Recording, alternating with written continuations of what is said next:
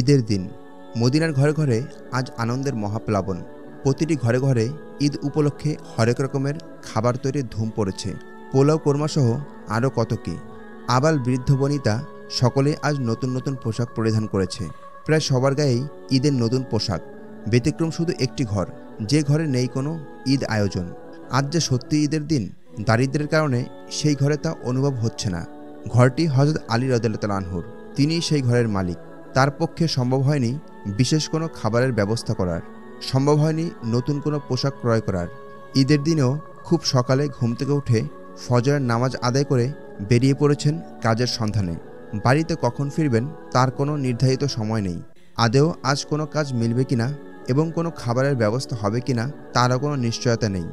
এদিকে হযরত ফাতেমা রাদিয়াল্লাহু আনহা ঘরে বসে যাতা ঘোরাচ্ছেন। সামান্য কিছু জব ছাড়া ঘরে আর কিছুই নেই। হযরত ফাতেমা রাদিয়াল্লাহু আনহা যাতায় সেই জবটুকুই পিষছেন। ঈদ উপলক্ষে বাড়তি কোনো খাবারের আয়োজন নেই। ছোট্ট দুই পুত্র হযরত হাসান ও হোসেন রাদিয়াল্লাহু আনহুমা বাইরে খেলা করছেন। তারা দেখলেন অন্য সব ছেলেমেয়েরা আজ নতুন পোশাক পরিধান করেছে। কারো গায়ে আজ কোনো পুরাতন কাপড় দেখা যাচ্ছে না। সবাই আজ নতুন নতুন জামা কাপড় পরিধান করে খুবই আনন্দ করছে। নতুন পোশাক পরে সবাই ঘুরতে বেরিয়েছে। এত এত শিশু কিশোরদের মাঝে শুধুমাত্র তারা দুভাই পুরাতন কাপড় পরিধান করে আছে। এরই মধ্যে একটি ছেলে এসে বলল, কি ভাই হাসান ও হোসাইন, আজ না ঈদের দিন? আজ আমরা সকলেই নতুন নতুন জামা কাপড় পরিধান করেছি। তোমরা দুজন তো এখনও নতুন পোশাক পরিধান করনি, সেই পুরান কাপড় পরিধান করে আছো। তাহলে কি তোমাদের জন্য নতুন জামা কাপড় কেনা হয়নি? হযরত হাসান ও হোসেন রাদিয়াল্লাহু আনহুমা তখনও ছোট। তারা এসব বুঝতেন না তাদের পারিবারিক অবস্থার কথা। আর বুঝবেনই বা কী করে? বোঝার সেই বয়স তো এখনও তাদের হয়ে ওঠেনি। তাই আর দেরি না করে তারা তাদের ঘরের দিকে ছুটে চললেন এবং ঘরে প্রবেশ করে তাদের মাতা হযরত ফাতেমা রাদিয়াল্লাহু আনহার কাছে গিয়ে উপস্থিত হলেন এবং বললেন, আম্মাজান, আজ তো ঈদের দিন। সবাই আজ নতুন নতুন জামা কাপড় পরিধান করেছে। আমাদের নতুন জামা কোথায়? আমাদের নতুন জামা দিন, আমরাও আজ নতুন জামা পরব। হযরত আলী রাদিয়াল্লাহু আনহু ঈদ উপলক্ষে সন্তানদের জন্য নতুন কোনো জামা কাপড়ের ব্যবস্থা করতে পারেননি। সেই অর্থ তার কাছে ছিল না। আর নতুন পোশাক আর কি কিনবেন? দুবেলা ঠিকমতো খাবারের ব্যবস্থাই তো হয় না। কলিজার দু সন্তান হযরত হাসান ও হোসেন রাদিয়াল্লাহু আনহুমা নতুন জামা কাপড় চাওয়ায় কি জবাব দিবেন তা হযরত ফাতেমা রাদিয়াল্লাহু আনহা ভেবে পাচ্ছিলেন না। তিনি মনে মনে ভাবতে লাগলেন, হায় আল্লাহ, এখন আমি এদের কি বলবো? কি বলে তাদের সান্ত্বনা দিব? ওদের জন্য তো নতুন পোশাক কেনা হয়নি। তাছাড়া তারা যে আবদার নিয়ে আমার কাছে এসেছে, সেই আবদারও তো কোনো অন্যায় অযৌক্তিক আবদার নয়। কেননা আজ তো ঈদের দিন। ঈদ উপলক্ষে তাদের সকল খেলার সাথীরা নতুন নতুন জামা কাপড় পরিধান করেছে। তারা কি নতুন জামা কাপড় পরবে না? তাদের মনেও তো নতুন পোশাক পরিধান করার ইচ্ছা করে। এগুলো ভাবতে ভাবতে হযরত ফাতেমা রাদিয়াল্লাহু আনহার দু চোখ অশ্রুতে ভরে গেল। অভাবী সংসার, দুবেলা খাবারেরও প্রতিদিন ব্যবস্থা হয় না।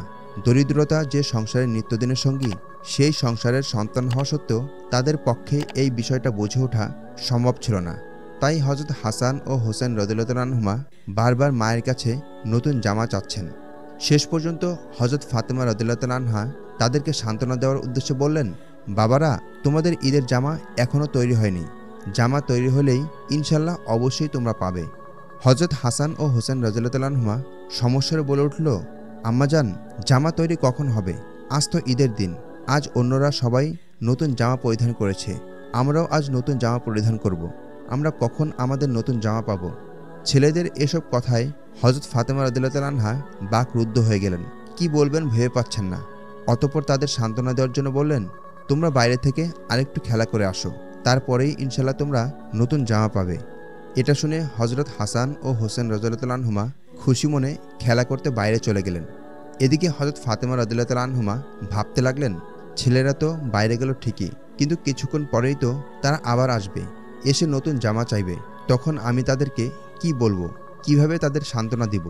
এই চিন্তায় হযরত ফাতেমা রাদিয়াল্লাহু আনহা বিভোর হয়ে পড়লেন। যেন তাদেরকে এ কথা বলে তিনি আরও বেশি বিপদে পড়ে গিয়েছেন।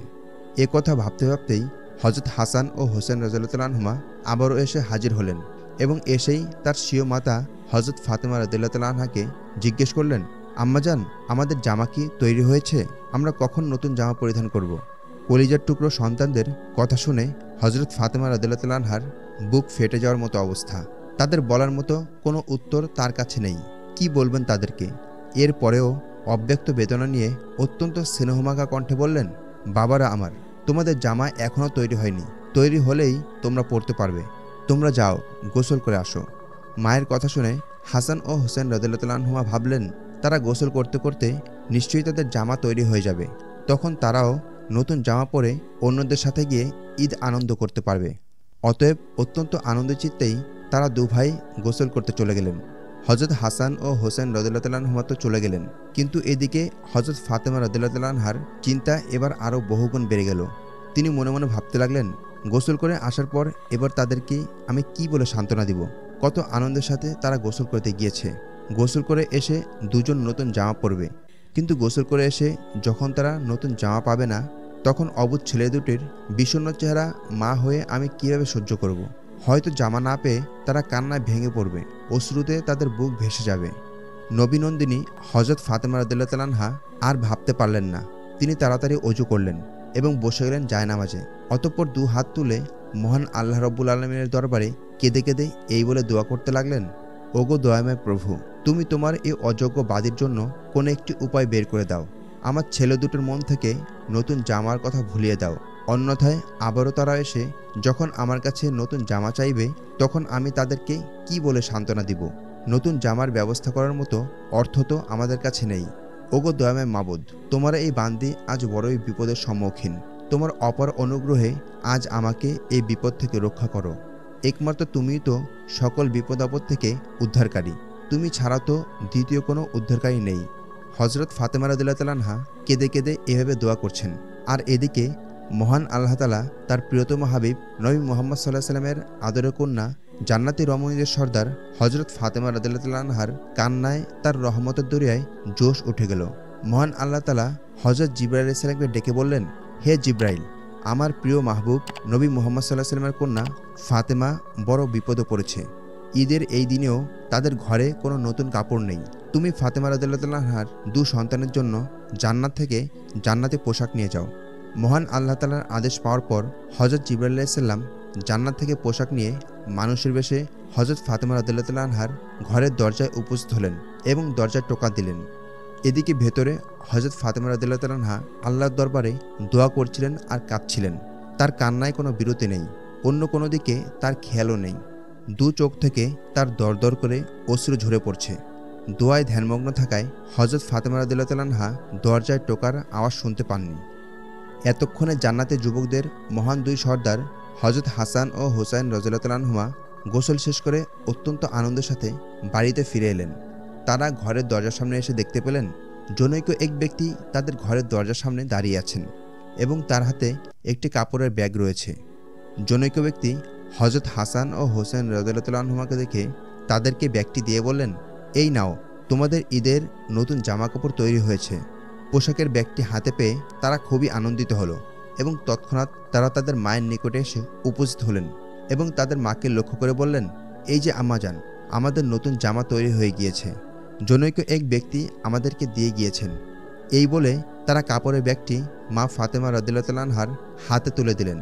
হজরত ফাতেমা রাদিয়াল্লাহু আনহা ব্যাগটি হাতে নিয়ে খুলে দেখলেন এগুলো পার্থিব দুনিয়াবি কোনো পোশাক নয়, বরং এগুলো জান্নাতি পোশাক। তার আর বুঝতে বাকি রইল না যে এ পোশাক মহান আল্লাহ রাব্বুল আলামিন ফেরেশতার মাধ্যমে পাঠিয়েছেন। আনন্দ ও কৃতজ্ঞতায় হজরত ফাতেমা রাদিয়াল্লাহু আনহার অন্তর ভরে গেল।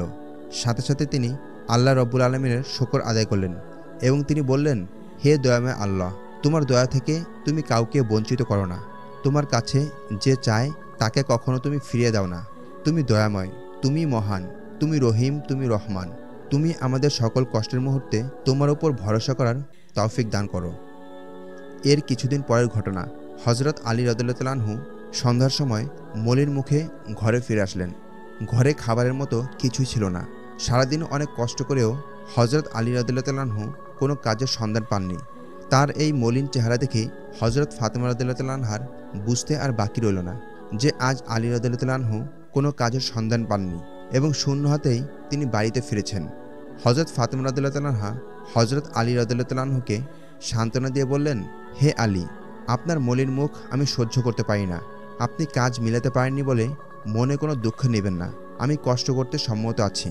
আর সুখ দুঃখের ফয়সালা তো মহান আল্লাহ তাআলার পক্ষ থেকেই হয়ে থাকে। এরপর হযরত ফাতেমা রাদিয়াল্লাহু তাআলা আনহা হযরত আলী রাদিয়াল্লাহু তাআলা আনহুকে পরামর্শ দিয়ে বললেন, হে আলী, সারাদিন এভাবে কাজের পিছে না ঘুরে ছোটখাটো একটা ব্যবসা বাণিজ্য করতে পারলে অবশ্যই ভালো হবে। হযরত ফাতেমা রাদিয়াল্লাহু তাআলা আনহার কথা শুনে হযরত আলী রাদিয়াল্লাহু তাআলা বললেন, আমারও এরকম মনোভাব ছিল যে একটি ব্যবসা করব, কিন্তু মূলধন তো নেই। ব্যবসা করতে তো কিছু মূলধন লাগবে। মূলত মূলধনের ব্যবস্থা করতে পারছি না বলেই এই রকম দিনমজুরি করার জন্য ঘুরে বেড়াতে হচ্ছে। হযরত আলী রাদিয়াল্লাহু তাআলা আনহুর কষ্টের কথা শুনে নবীকন্যা হযরত ফাতেমা রাদিয়াল্লাহু তাআলা আনহা বললেন, আপনি ওসমান রাদিয়াল্লাহু তাআলা আনহুর কাছে যান। সে তো একজন বিরাট ধনী মানুষ। তার কাছ থেকে কিছু টাকা মূলধন হিসেবে চেয়ে দেখতে পারেন। এরপর যদি কিছু টাকার ব্যবস্থা করতে পারেন তাহলে যে কোনো একটা ব্যবসা শুরু করে দিন এবং ব্যবসায় লাভ হলে তার টাকা তাকে ফিরিয়ে দিবেন। হযরত ফাতেমা রাদিয়াল্লাহু তাআলা আনহার পরামর্শে হযরত আলী রাদিয়াল্লাহু তাআলা আনহু সম্মতি হলেন। পরদিন সকালে উঠেই হযরত আলী রাদিয়াল্লাহু তাআলা আনহু হযরত ওসমান রাদিয়াল্লাহু তাআলা আনহুর বাড়ির দিকে রওনা হলেন। কিছুটা পথ অতিক্রম করার পরেই তিনি দেখতে পেলেন অপরিচিত একজন ব্যক্তি একটা উট নিয়ে রাস্তার পাশে দাঁড়িয়ে আছেন। লোকটি হযরত আলী রাদিয়াল্লাহু তাআলা আনহুকে দেখে তাকে উদ্দেশ্য করে বললেন, ভাই, আপনি কি এই উটটি ক্রয় করবেন? তখন হযরত আলী রাদিয়াল্লাহু তাআলা আনহু বললেন, মনের একান্ত ইচ্ছা থাকলেও উট ক্রয় করার মতো অর্থ আমার নেই। তখন লোকটি বলল, আপনি যদি 100 টাকার বিনিময়ে এই উটটি কেনার আশা করেন তাহলে আমি আপনাকে উটটি বাকিতে দিতেই সম্মত আছি। আপনি এটি নিয়ে ব্যবসা করুন এবং বিক্রয় হয়ে গেলে আমার প্রাপ্য 100 টাকা আমাকে ফিরিয়ে দিবেন। লোকটির কথা শুনে হযরত আলী রাদিয়াল্লাহু তাআলা আনহু একটু অবাক হলেন এবং মনে মনে ভাবলেন, এমন সুযোগ তো আর হাতছাড়া করা যায় না। লোকটি যখন নিজ থেকেই উটটি আমার কাছে বাকিতে বিক্রি করতে চাইছে এবং বিক্রির পর টাকা পরিশোধের সুযোগও দিয়েছে, অতএব উটটি ক্রয় করে আমার ব্যবসাটি করা উচিত। অতঃপর লোকটির কথা মতো হযরত আলী রাদিয়াল্লাহু তাআলা আনহু বাকিতে উটটি গ্রহণ করে বাজারের পথে রওনা হলেন। কিছুদূর পথ চলার পর তার সাথে এক ব্যক্তির দেখা হলো। সে হযরত আলী রাদিয়াল্লাহু তাআলা আনহুকে উদ্দেশ্য করে বললেন, হে ভাই হযরত আলী, আপনার এই উটটি আমার কাছে বিক্রয় করবেন? তখন হযরত আলী রাদিয়াল্লাহু তাআলা আনহু বললেন, হ্যাঁ, আমি উটটি বিক্রয় করতে যাচ্ছি। লোকটি বলল, আপনি কত টাকার বিনিময়ে উটটি বিক্রি করবেন? হযরত আলী রাদিয়াল্লাহু তাআলা আনহু বললেন, 150 টাকায় আমি উটটি বিক্রি করতে যাচ্ছি। লোকটি বলল, ঠিক আছে, আমি 150 টাকায় উটটি ক্রয় করলাম। অতঃপর হযরত আলী রাদিয়াল্লাহু তাআলা আনহু সেই লোকটির নিকট 150 টাকার বিনিময়ে উটটি বিক্রয় করে দিলেন। লোকটি উট নিয়ে চলে গেলেন। আর হযরত আলী রাদিয়াল্লাহু তাআলা আনহু যার নিকট হতে উটটি বাকিতে ক্রয় করেছিলেন তার উদ্দেশ্যে রওনা হলেন। কিছুদূর যাওয়ার পর সেই ব্যক্তির সাথে হযরত আলী রাদিয়াল্লাহু তাআলা আনহুর দেখা হলো। লোকটি হযরত আলী রাদিয়াল্লাহু তাআলা আনহুকে দেখে বললেন, হে ভাই আলী, আপনি কি উটটি বিক্রি করেছেন? তখন হযরত আলী রাদিয়াল্লাহু তাআলা বললেন, হ্যাঁ ভাই, উটটি আমি 150 টাকার বিনিময়ে বিক্রি করেছি। হযরত আলী রাদিয়াল্লাহু তাআলা আনহুর কথা শোনা মাত্রই লোকটি বললেন, তাহলে আমার প্রাপ্য 100 টাকা আমাকে ফিরিয়ে দিন। হযরত আলী রাদিয়াল্লাহু তাআলা আনহু তাকে 100 টাকা ফিরিয়ে দিলেন এবং লাভের অবশিষ্ট টাকা নিয়ে হযরত আলী রাদিয়াল্লাহু তাআলা আনহু বাড়ির পথে রওনা হলেন। কিছুটা পথ অতিক্রম করার পর প্রতিমধ্যে রাসূলুল্লাহ সাল্লাল্লাহু আলাইহি ওয়াসাল্লামের সাথে হযরত আলী রাদিয়াল্লাহু তাআলা আনহুর সাক্ষাৎ হলো। নবী করিম সাল্লাল্লাহু আলাইহি ওয়াসাল্লাম হযরত আলী রাদিয়াল্লাহু তাআলা আনহুকে দেখে বললেন, হে আলী, কোথায় গিয়েছিলে? উত্তরে হযরত আলী রাদিয়াল্লাহু তাআলা আনহু নবী করিম সাল্লাল্লাহু আলাইহি ওয়াসাল্লামের নিকট সকল ঘটনা খুলে বললেন। হযরত আলী রাদিয়াল্লাহু তাআলা আনহুর কাছ থেকে সকল ঘটনা শুনে রাসূলুল্লাহ সাল্লাল্লাহু আলাইহি ওয়াসাল্লাম বললেন, হে আলী, তুমি কি চিনতে পেরেছ যে এই দুই ব্যক্তি কে? হযরত আলী রাদিয়াল্লাহু তাআলা আনহু উত্তরে বললেন, না ইয়া রাসূলুল্লাহ, আমি তাদেরকে চিনতে পারিনি। তখন নবী করিম সাল্লাল্লাহু আলাইহি ওয়াসাল্লাম বললেন, তোমার নিকটে প্রথমে যে ব্যক্তি উট বিক্রি করেছিল সে হলো হযরত মিকাইল আলাইহিস সালাম, আর পরবর্তীতে যে ব্যক্তি তোমার নিকট হতে উট কিনে নিয়েছেন সে হলো হযরত জিবরাইল আলাইহিস সালাম। বিশ্ব প্রভু মহান আল্লাহ তাআলার নির্দেশে হযরত ফাতেমা রাদিয়াল্লাহু তাআলা আনহার মনের আশা পূরণ করার জন্য তোমার কাছে উট বেচাকেনা করতে তারা হাজির হয়েছিল। এখন তুমি তোমার লাভের টাকা দিয়ে কাপড়ের ব্যবসা করতে থাকো। রাসূলুল্লাহ সাল্লাল্লাহু আলাইহি ওয়াসাল্লামের কাছ থেকে এ কথা শুনে হযরত আলী রাদিয়াল্লাহু তাআলা আনহু খুবই খুশি হলেন। এরপর নবী করিম সাল্লাল্লাহু আলাইহি ওয়াসাল্লামের কাছ থেকে বিদায় নিয়ে হযরত আলী রাদিয়াল্লাহু তাআলা আনহু নিজ গৃহে ফিরলেন। ঘরে ঢুকে তিনি হযরত ফাতেমা রাদিয়াল্লাহু তাআলার নিকট আসলেন এবং সকল ঘটনা খুলে বললেন। তিনি বললেন, হে ফাতেমা, আজ আমি তোমার পরামর্শ অনুযায়ী ব্যবসায় হাত দিলাম, আর সর্বপ্রথমেই আমার বেচাকেনা হলো হযরত মিকাইল ও হযরত জিবরাইল আলাইহিস সালামের সাথে। আমি কত সৌভাগ্যবান। হযরত মিকাইল ও হযরত জিবরাইল আলাইহিস সালামের সাথে কেনাবেচা শুরু হওয়ায় হযরত ফাতেমা রাদিয়াল্লাহু তাআলা আনহা খুবই খুশি হলেন বিশ্বপ্রভু মহান আল্লাহ তাআলার দরবারে অগণিত শুকরিয়া আদায় করলেন এবং ব্যবসার মঙ্গলের জন্য আল্লাহ তাআলার কাছে প্রার্থনা করলেন। মহান আল্লাহ তাআলার প্রিয়জন হতে পারলে এভাবেই আল্লাহ তাআলা বান্দাদেরকে সাহায্য করে থাকেন। Please like, share, and subscribe our channel.